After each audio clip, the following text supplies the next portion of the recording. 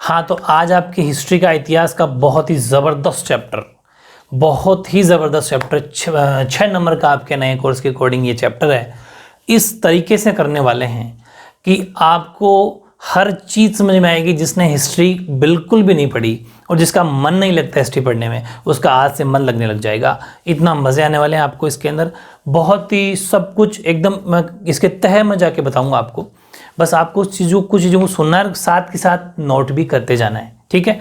थोड़ी सी इस चैप्टर को चैप्टर का नाम है संघर्षकालीन भारत। मतलब जब भारत संघर्ष करता था, स्ट्रगल करता था, उस टाइम 1206 से लेकर 1757 तक की आपकी चैप्टर में हिस्ट्री है। लेकिन इससे पहले मैं एक इसकी इमेज बना दूं आपके माइंड में। जब तक इमेज नहीं बनाऊंगा आपको ये चैप्टर समझ में नहीं आएगा, ठीक है। इसकी पृष्ठभूमि तैयार करते हैं अपन, समझ रहे हो, बहुत ही परफेक्ट तरीके से। तो मेरी बात सुनना कि आपको पता है भारत पर बहुत विदेशी आक्रमणकारियों ने, मतलब जो बाहर के थे, विदेशियों ने भारत पर बहुत अटैक किया, ठीक है। यहाँ पर क्योंकि आप सोने की चिड़िया कहलाता था इंडिया, तो यहाँ से लूट मार के लिए बहुत विदेशी लोग आते ही लूट के ले जाते, ठीक है। तो उन्हीं सिलसिले को जारी रखते हुए अपन इस चैप्टर में पढ़ेंगे कि सबसे पहले मैं अगर अटैक की बात करूँ, फर्स्ट अटैक की बात करूँ ना, तो फर्स्ट अटैक बोल दो चाहे इन्वेशन बोल दो, ठीक है। फर्स्ट आक्रमण यानी कि पहला अगर आक्रमण किया तो वो किया था अरबियों ने। पूरी बात सुनना, पहला आक्रमण किया था अरबियों ने, ठीक है। साथ के साथ ये वाला चार्ट आप बना लेना वाले, बाद में एक बार रुकना, पूरे बनाने दो मुझे।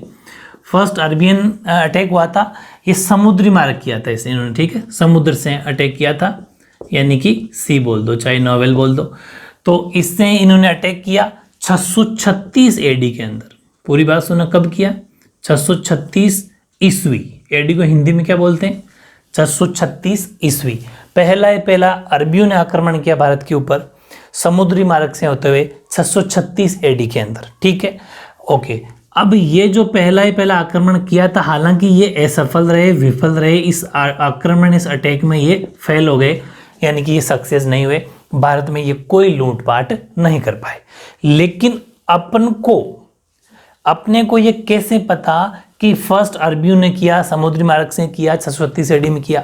तो इस अटैक की जानकारी जो मिलती है, उस बुक का नाम है, बहुत ज़्यादा ये कॉम्पिटिटिव एग्जाम ऐसे क्वेश्चन आते हैं कि पहला अरबी आक्रमण भारत पर हुआ, इसकी जानकारी कहाँ मिलती है? तो एक बुक है, बुक का नाम है फुतूह है, अच्छे से समझना, अल बुल्दान, ठीक है। फुतूह है अल बुल्दान, इंग्लिश में लिख देता हूँ, फुतूह है अल बुल्दान।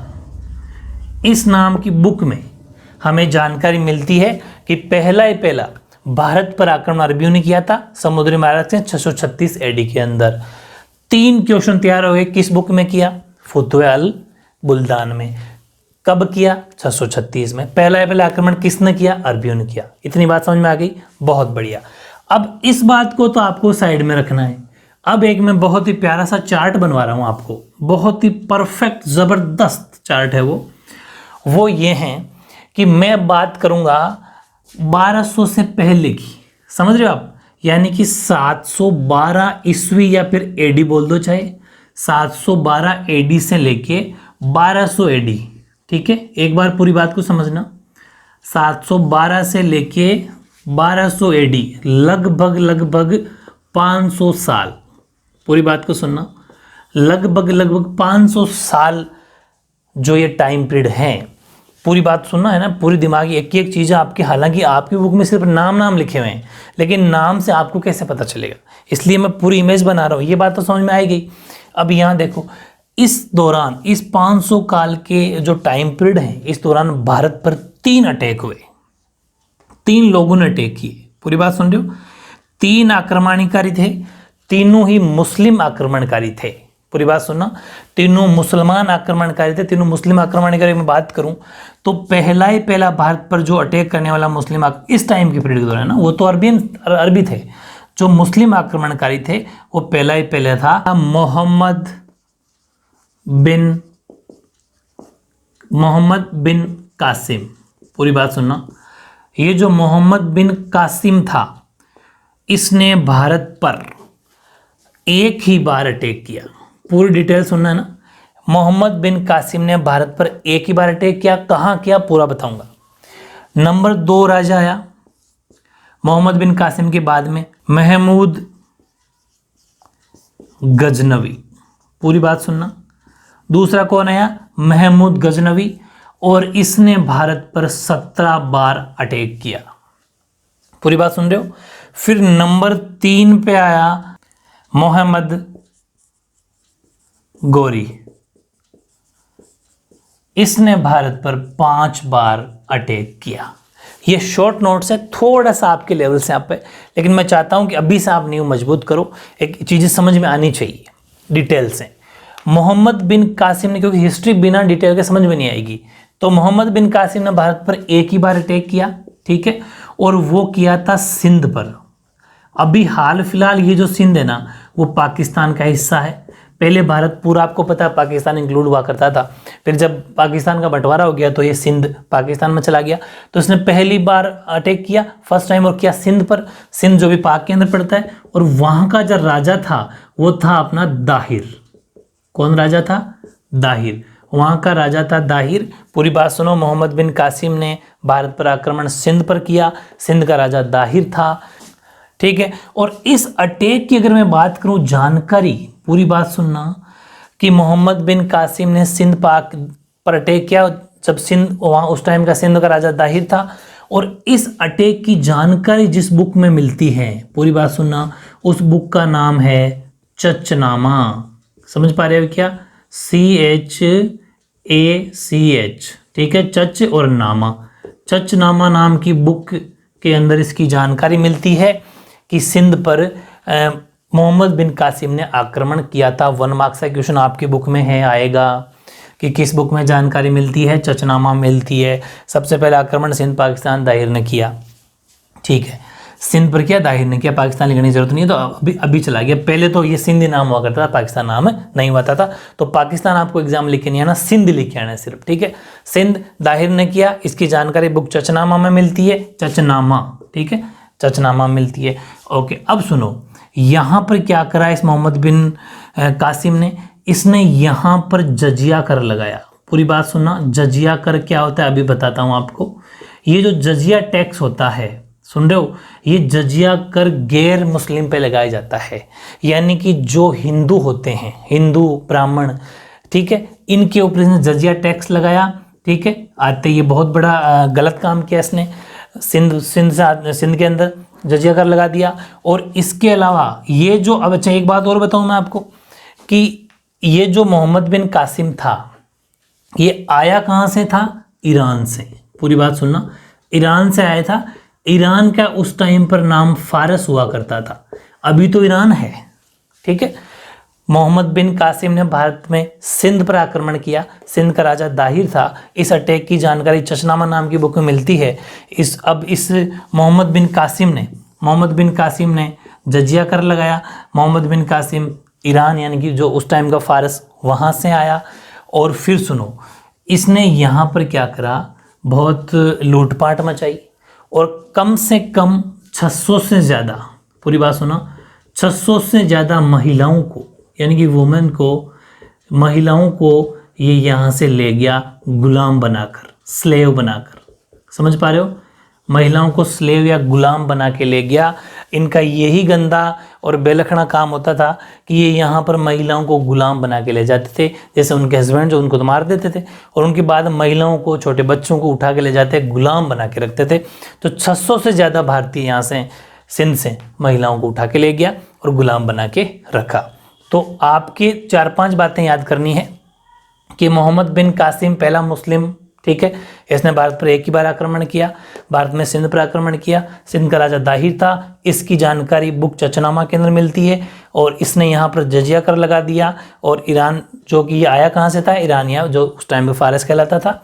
और 600 से ज़्यादा महिलाओं को ये गुलाम। ये थोड़ा नॉर्मल आपको क्या करना है कि नोट्स बनाने हैं, ठीक है, आपको रफ मतलब ऐसा अलग साइड में कहीं, ठीक है। और फिर जो लाइन टू लाइन नोट्स बनाऊंगा, दिल्ली सल्तनत से अपना चैप्टर स्टार्ट होगा, तो वो तो अलग चीज़ है। ये चीज़ जब तक इमेज नहीं बनेगी, दिल्ली सल्तनत समझ में नहीं आएगा, ठीक है। ओके, अब अपन बात करते हैं महमूद गजनवी की। महमूद गजनवी बहुत बड़ा आक्रमणकारी था, और इसने भारत पर 17 बार आक्रमण किया। पूरी बात सुनना। पहली बात तो ये कि ये आया कहाँ से, तो ये आया था गजनी से। आपने गजनी मूवी देखी होगी, वो नहीं, गजनी जगह का नाम है। ये गजनी अफगानिस्तान में पड़ती है, ठीक है। गजनी कहाँ पड़ती है? अफगानिस्तान में। जगह का नाम है महमूद गजनवी, जिसने भारत पर 17 बार आक्रमण किया। ये गजनी से आया, गजनी अफगानिस्तान में है, ठीक है। और इसने भारत पर 17 आक्रमण किए, 17 इन्वेशन किए।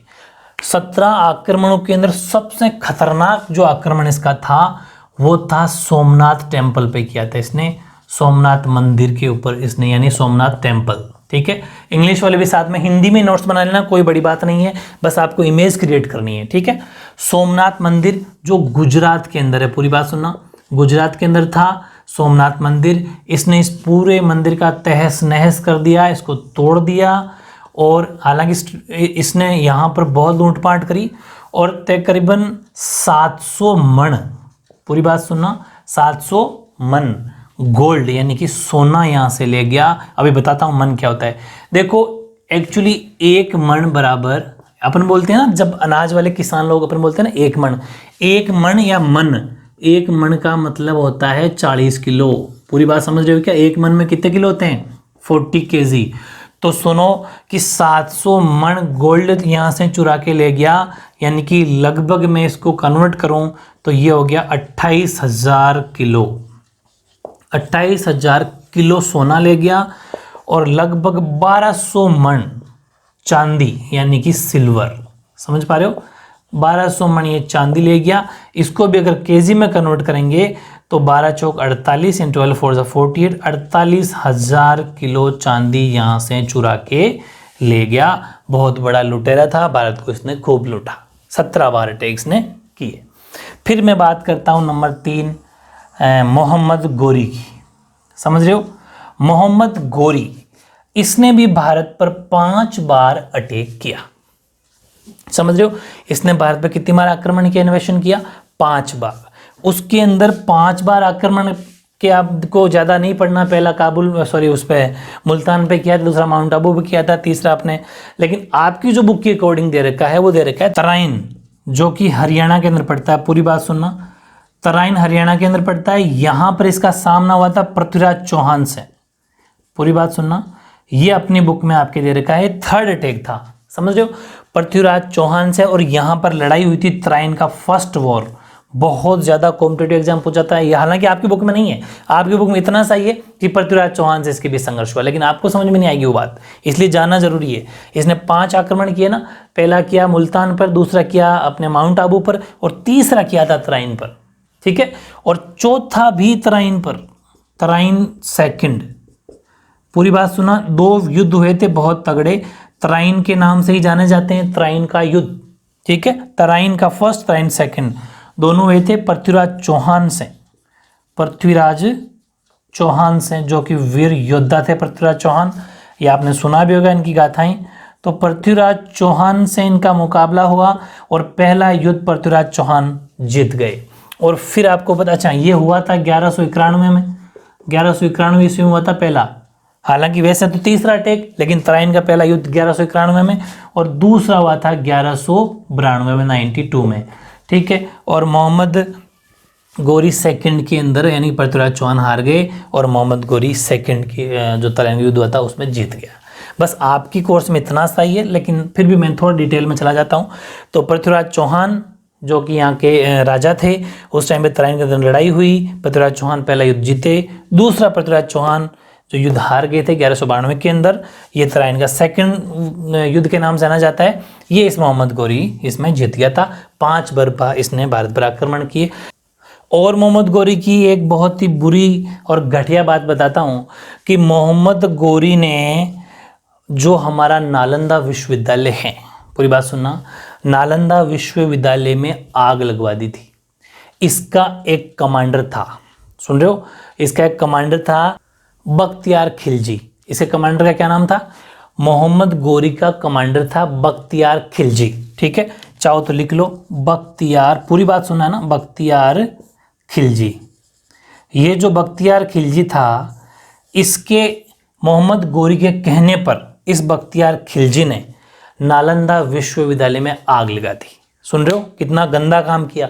6 महीने तक नालंदा विश्वविद्यालय जला था, लाखों किताबें, नॉवेल सब जल के राख हो गए।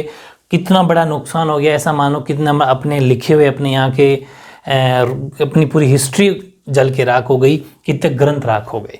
तो ये ऐसे राजा थे जिन्होंने यहाँ पर खूब लूटपाट मचाई। ठीक है, ये सारे ही तीनों ही बेलखने राजा थे, लूटपाट करके यहाँ से महिलाओं को गुलाम बना के ले जाते थे। आप देखो, ये महमूद जो गजनवी था, ये भी बेलखना था, अपने पिताजी को मार के आया था। पिता का नाम था सुबुक्तगीन।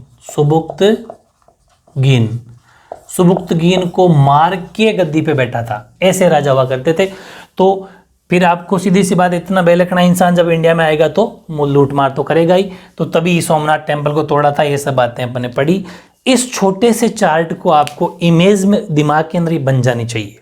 ठीक है, ताकि आपको ये चीज़ें पता चले कि हिस्ट्री स्टार्ट कहाँ से हो रही है। अब देखो, ये मैंने लगभग 1200 तक ले लिया। अब 1206 का टाइम पीरियड अपन ले लेंगे।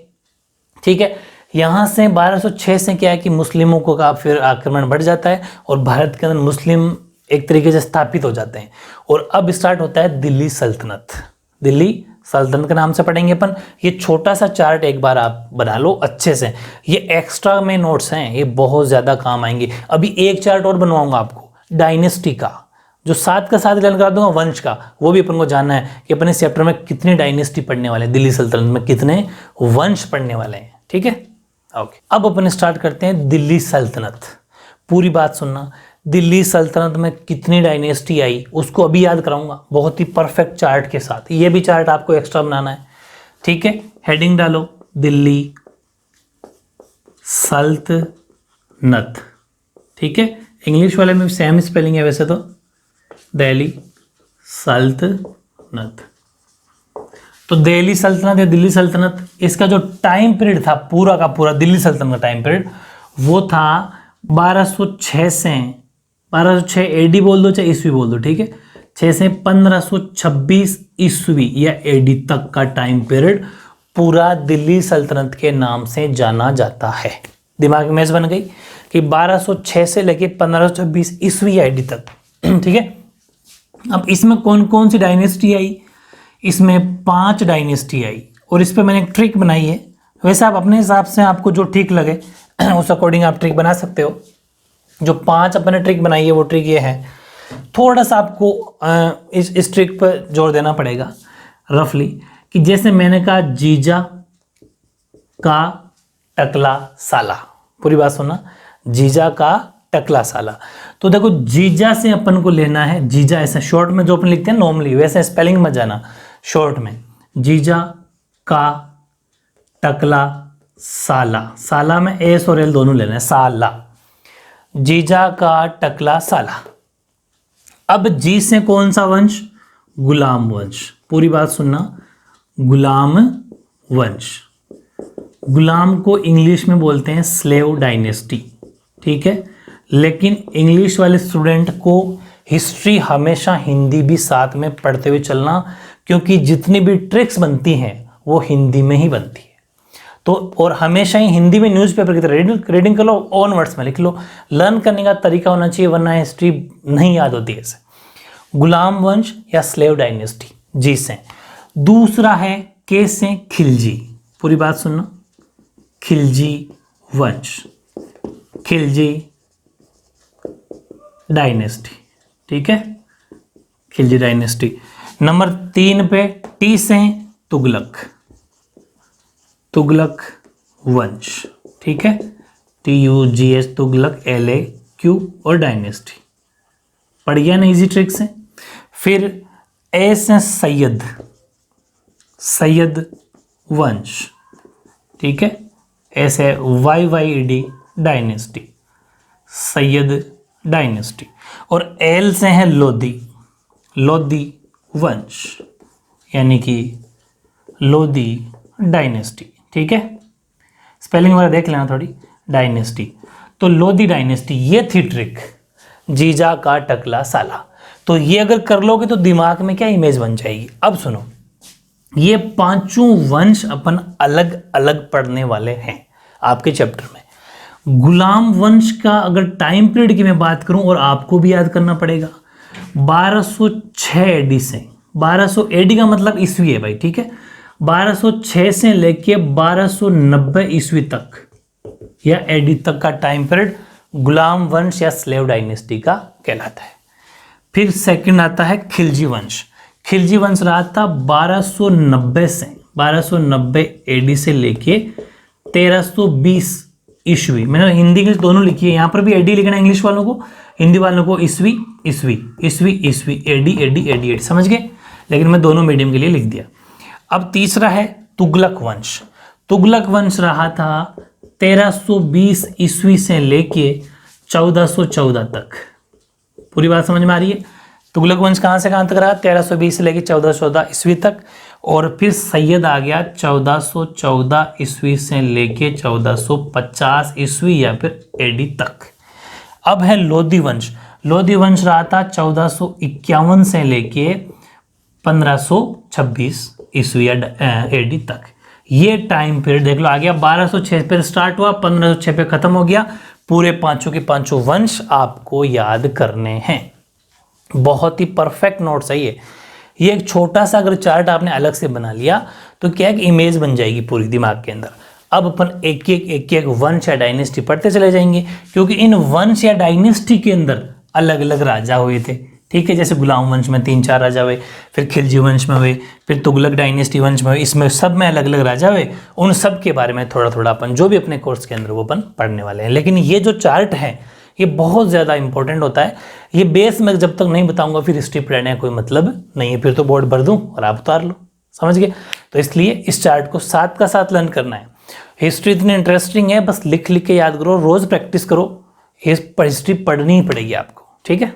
हाँ, तो अब हेडिंग लगाओ गुलाम डायनेस्टी या फिर गुलाम वंश। हालांकि इसको दो नाम और भी जाने जाते हैं, इल्बरी या यामिनी। इल्बरी या यामिनी के नाम से भी जाना जाता है, लेकिन ज़्यादा फेमस या ज़्यादा जो बोलने के अंदर आता है वो है गुलाम डायनेस्टी, गुलाम वंश। मैंने अभी जो बात करी थी, गुलाम वंश 1206 से 1290 के बीच के अंदर का टाइम पीरियड पूरा गुलाम वंश के नाम से जाना जाता है। यानी लगभग 84 ईयर्स, लगभग क्या फिक्स 84 साल तक ये वंश चला। इस वंश का नाम इल्बरी या यामिनी भी इसके नाम से जाना जाता है, ठीक है। इस वंश का इस डायनेस्टी का जो पहला शासक हुआ कुतुबुद्दीन ऐबक। कुतुबुद्दीन ऐबक कितना रहा? 4 साल तक रहा। 1206 से लेके 1210 तक ये कुतुबुद्दीन ऐबक यहाँ का शासक रहा। अब मेरी बात सुनो, हालांकि मैं हिस्ट्री अगर पढ़ाना तो बहुत ज़्यादा चाहता हूँ आपको, लेकिन उतना लेवल है नहीं आपके, लेकिन फिर भी थोड़ा थोड़ा बताता चला जाऊँगा कि कुतुबुद्दीन एक्चुअल में एक दास था। दास समझते हो, गुलाम जो नौकर होता है ना, वैसा था, दास था। तो इसको फारस के अंदर इसको खरीद लिया क्योंकि ये थोड़ा दिमागी था, अच्छा था, तो इसको खरीद लिया गया। तो इस खरीद कर इसको फिर क्या करा, इसको ट्रेनिंग दी गई कि वाकई ये एक शासक या राजा बनने लायक है। तो ये ट्रेनिंग देने के बाद में एक राजा बन गया। लेवल की बात आपकी ज़्यादा नहीं करना, इतना समझ लेना, बस समझने वाली बातें हैं ये। फिर उसके बाद में ये राजा बना, और ये जो राजा बना इसे कुतुबुद्दीन ऐबक जो राजा बना, इसको एक्चुअल में फाउंडर माना जाता है इसका गुलाम वंश का, ठीक है। गुलाम वंश का ये फाउंडर है, शासक, एक तरीके से संस्थापक है, क्योंकि जो पहला राजा होता है संस्थापक ही होता है एक तरीके से। तो फाउंडर या संस्थापक भी माना जाता है। लेकिन स्टार्टिंग अपन यहाँ से करेंगे जो खास बातें, क्योंकि ये हिस्ट्री है बहुत बड़ी। कुतुबुद्दीन ऐबक के ऊपर आप 1-1.5 घंटा लिख सकते हो, लेकिन कितना, इसलिए खास बातें ही लिखी जाती है, वरना हिस्ट्री का कोई एंड नहीं है। तो लेकिन स्टोरी थोड़ी समझने आपको जरूरी होती है। तो पहली बात तो ये कि कुतुबुद्दीन ऐबक को लाख बख्श कहा जाता है, ऑल्सो नोन एज लाख बख्श। खूब सारों को यही नहीं पता लाख बख्श क्या होता है, तो मैं लाख बख्श का मतलब समझा दूं, जो लाखों में दान करता हो, मतलब बड़ा दानी था। तभी तो इसको दासों का दास भी कहते हैं, दासों का दास। समझ, दासों का दास का मतलब भाई खुद एक दास था, गुलाम था, नौकर था, तो इसलिए ये सब हेल्प करता था सबकी, तो लाखों में दान करता था, इसलिए इसकी एक उपाधि या टाइटल हो गया लाख बख्श, यानी कि लाख बख्श या लख बख्श। ओके, फिर सीधी सी बात है, कोई भी जब राजा आता है जहाँ पर वो शासन करता है, वहाँ अपनी एक कैपिटल या फिर राजधानी बनाता है। जैसे हमारा राजस्थान है, राजस्थान की राजधानी जयपुर है, वहाँ पर चीफ मिनिस्टर वगैरह, हमारी विधानसभा, सब कुछ समझ रहे हो। तो हमारे यहाँ जयपुर के अंदर चीफ मिनिस्टर बैठते हैं, विधानसभा यहीं पर है, 200 MLA बैठते हैं, मतलब ये बातें हैं। मतलब एक राजधानी होती है जहाँ से संचालन किया जाता है, वैसे ही इसकी राजधानी थी लाहौर, ठीक है, फिलहाल पाकिस्तान के अंदर। तो लाहौर इसकी राजधानी थी। और दूसरी बात, इसके दरबार में हसन निज़ामी को संरक्षण मिला था। Lahore was his capital, Hasan Nizami was sheltered in his court. अब ये बात लिखने की क्या जरूरत थी, वेरी इंपॉर्टेंट है, सारे बहुत ज़्यादा कॉम्पिटिटिव एग्जाम में मैं इस चैप्टर को आपको पूरी नौकरी तक के लेवल की तैयारी करवा दूंगा, बस आपको इसके साथ का साथ लर्न करना है। और क्योंकि हिस्ट्री इतना इंपॉर्टेंट टॉपिक है, हर कॉम्पिटिटिव एग्जाम में आएगा, ठीक है। आपको भी ऑफिसर बनना है ना, तो बनना है तो अच्छी तैयारी करो। तो हसन निज़ामी वाली बात आपकी बुक में भी है। तो हसन निज़ामी इसके कोर्ट में या फिर इसके दरबार में इसको संरक्षण मिला। इसका मतलब हसन निज़ामी एक पोइट था, मतलब एक कवि था, और बहुत बड़ा कवि था। अगर बहुत बड़ा कवि अगर किसी राजा के दरबार में रहता है, इसका मतलब उस राजा के लक्षण अच्छे हैं। भाई ये अच्छे लक्षणों का था, तभी इतने बड़े बड़े कवि इसके दरबार में रहा करते हैं। तो इससे पता चलता है कि कुतुबुद्दीन ऐबक कुछ ठीक था। तो हसन निज़ामी को इसने संरक्षण दिया, वेरी इंपॉर्टेंट है। इसके कोर्ट में हसन निज़ामी जो एक पोइट था, एक कवि था, वो इसके दरबार में रहता था। दूसरी बात, आपने कुतुब मीनार का नाम सुना होगा। कुतुब मीनार जो है उसकी पहली मंजिल बोल दो, चाहे कुतुब मीनार को बनाना शुरू किया था, ऐसा मान लो। कुतुब मीनार को बनाना शुरू किया था, यानी कि पहली मंजिल कुतुबुद्दीन ऐबक ने ही बनवाई थी। यानी कि Aibak built the first floor of Qutub Minar. Qutub Minar की पहली फ्लोर या फिर पहली जो छत है, ऐसा मान लो कि पहली जो मंजिल है वो कुतुबुद्दीन ऐबक ने बनवाई थी। और फिर कुतुबुद्दीन ने कंप्लीट नहीं कर पाया, और ये पोलो खेलते हुए, चौगान पोलो खेलते हुए ये घोड़े से गिर के मर गया। वो बात तो आपको लिखने की जरूरत नहीं होती, लेकिन मैं बता रहा हूँ, ठीक है। तो कुतुबुद्दीन ऐबक ने पहली मंजिल बनाई। बाद में जो इसका दामाद आएगा इल्तुतमिश, ये जो इल्तुतमिश सेकंड राजा है, ये इल्तुतमिश का दामाद है, ठीक है, और ये इसका उत्तराधिकारी है। ये इसका सेकंड राजा बनेगा, और ये फिर कुतुब मीनार के बाकी के जो बचा हुआ पार्ट है कुतुब मीनार को पूरा कंप्लीट इल्तुतमिश करवा देगा, ठीक है। ये आगे पढ़ेंगे अपन। अब एक क्वेश्चन मैंने नोट लिख के लिखा है, क्योंकि मैं नहीं चाहता कि कोई 1 मार्क्स का क्वेश्चन अपने स्टूडेंट के कोई छूट जाए। और वैसे भी निबंधात्मक कम आएंगे इस बार, ध्यान रखना। कोर्स डिलीट हो गया है, तो पेपर में भी आई थी, आपने देखा होगा। तो कुछ कोर्स डिलीट, तो क्या नाम, जो आपको पता ही 40% डिलीट हो गया। तो अब जो क्वेश्चन आएगा वो आएगा छोटे, ज़्यादा बड़े क्वेश्चन नहीं आएंगे, इसलिए 1 मार्क्स के क्वेश्चन बहुत ज़्यादा आएंगे डीपली। इस पर अपन को फोकस रखना। मैं पूरी बातें लिखा दूंगा कि Qutub Minar was built in the memory the renowned Sufi saint Khwaja Qutbuddin Bakhtiyar Kaki. पूरी बात सुनना, ये काकी कोई लेडीज नहीं है, ये काकी एक आदमी का ही नाम है, ठीक है। कि जो ये कुतुब मीनार है ये क्यों बनाई गई, किसकी याद में बनाई गई, किसकी मेमोरी में बनाई गई। तो ये एक सूफी संत हुआ करते थे, ख्वाजा सूफी संत थे, जिनका नाम था ख्वाजा कुतुबुद्दीन बख्तियार काकी। समझ रहे हो, ख्वाजा कुतुबुद्दीन बख्तियार काकी ये प्रसिद्ध सूफी संत थे। इनकी याद में कुतुब मीनार का निर्माण करवाया गया था, ठीक है। हालांकि वो कंप्लीट नहीं हुआ, लेकिन क्वेश्चन आ सकता है कुतुब मीनार का निर्माण किसकी याद में कराया गया, तो प्रसिद्ध सूफी संत, ठीक है, ये जरूर लिखना है। यानी कि Qutub Minar the renowned Sufi saint Khwaja Qutbuddin Bakhtiyar Kaki, ठीक है, ओके। फिर सेकंड राजा जो बना, इसका जो दामाद था इल्तुतमिश, तो इल्तुतमिश ने आते ही तो क्या करा, अपने ससुर काम छोड़ गए अधूरा, कौन सा, कुतुब मीनार का, उसको कंप्लीट करवाया। तो ये ऐबक का दामाद उत्तराधिकारी था। मुस्लिम साम्राज्य का इसको वास्तविक संगठन करता माना जाता है, यानी मुस्लिमों को इसने इकट्ठा किया। तो ही वो the son in law and successor of Aibak. फिर नीचे वाले लाइन में लिख सकते हो, he can be held as the real organizer of Muslim empire. फिर नीचे वाले लाइन में लिखना है, the rest part of Qutub Minar was completed by Iltutmish, ठीक है। यानी कि ये मुस्लिम का संगठन करता माना जाता है, और कुतुब मीनार का शेष भाग जो बचा हुआ पार्ट था वो इल्तुतमिश ने ही पूरा करवाया था। हालांकि इल्तुतमिश के बारे में 1-2 लाइन अपन और लिखेंगे, स्पेस कम है तो इसको मैं रफ करके वो लिखाऊंगा, है ना। बहुत है ना इंटरेस्टिंग, अच्छे से लर्न करना। नोट्स जो मैं बनवा रहा हूँ वैसे के वैसे बनाना, ठीक है।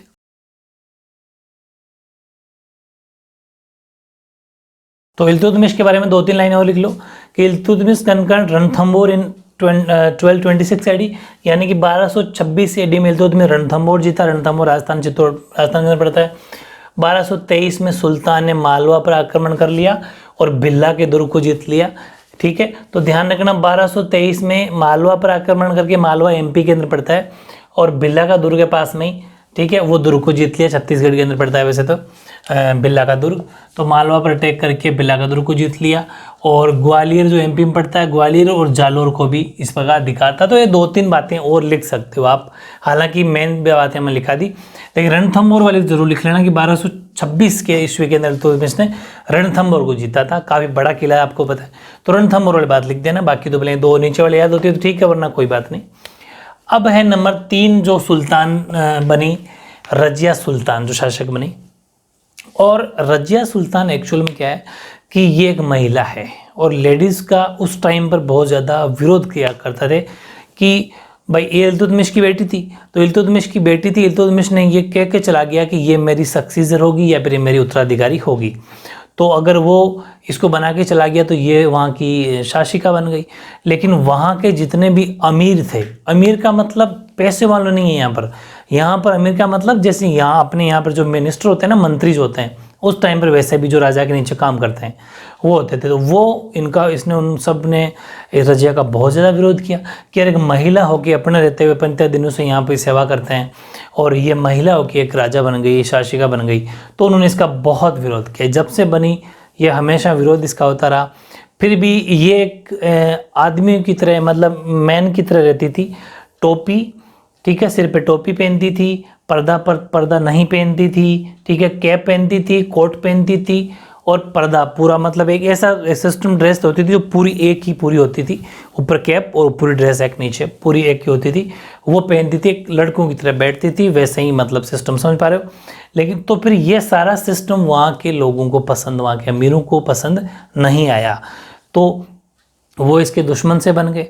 ठीक है, फिर इसने क्या करा कि जो नीचे अमीर होते हैं और भी ज़्यादा लोग जो होते हैं, अपने कुछ खास लोगों को इसने क्या करा, अच्छी पोस्ट दी। जैसे कि इसने इस जलालुद्दीन याकूत को अमीर अखुर बनाया। अमीर अखुर का मतलब जो अश्वशाला का प्रधान होता है, मतलब जो घोड़ों का मुख्य, घोड़ों को, जैसे भाई उस टाइम पर घोड़े हुआ करते थे, हॉर्स हुआ करते थे, उन्हीं का जो मैन बना दिया, सबसे बड़ा मंत्री होता था, वो बना दिया इसने जलालुद्दीन याकूत को। ये अमीर अखुर पोस्ट का नाम है। जैसे अपने मिनिस्टर होते हैं ना, मंत्री, उस टाइम अमीर अखुर बोलते हैं उसको, अमीर अखुर यानी कि अश्वशाला का प्रधान। तो आपको ये ब्रैकेट वाली चीज़ भले याद मत रहो, लेकिन ये जरूर याद रखना, अमीर अखुर जलालुद्दीन याकूत को बनाया था। शी हैड अपॉइंटेड जमलुद्दीन याकूत है ये ना, याकूत टी है ये, एज अमीर ए अखुर, यानी कि superintendent of the royal stables. ठीक है, ये STALDES स्टेडल्स, तो ये ध्यान रखना। तो और उसके बाद में देखो रजिया का फिर बीच में क्या हुआ कि जब ये वहाँ शासिका थी तो इसका एक अल्तुनिया से विद्रोह हो गया, यानी अल्तुनिया से इसका थोड़ी सी लड़ाई हो गई। हालांकि अल्तुनिया से ये हार गई थी, और हारने के बाद में अल्तुनिया से इसने शादी कर ली। ठीक है, अल्तुनिया से इसने शादी कर ली, लेकिन इस शादी को भी ज़्यादा सक्सेस नहीं होने दिया गया, क्योंकि ये जो दोनों हैं, ये दोनों लड़ाई करने के लिए गए फिर। ठीक है, हरियाणा के कैथल जगह, हरियाणा के पास में एक जगह है, वहाँ पर ये लड़ाई करने के लिए कोई लड़ाई थी, उसमें दोनों जने गए, लेकिन वहाँ पर डाकुओं ने इनको घेर के, कैथल जो हरियाणा की जगह पड़ती है, वहाँ पर डाकुओं ने इनको घेर के दोनों को मार दिया गया। यानी कि वो समझ सकते हो किन लोगों ने मरवाया होगा।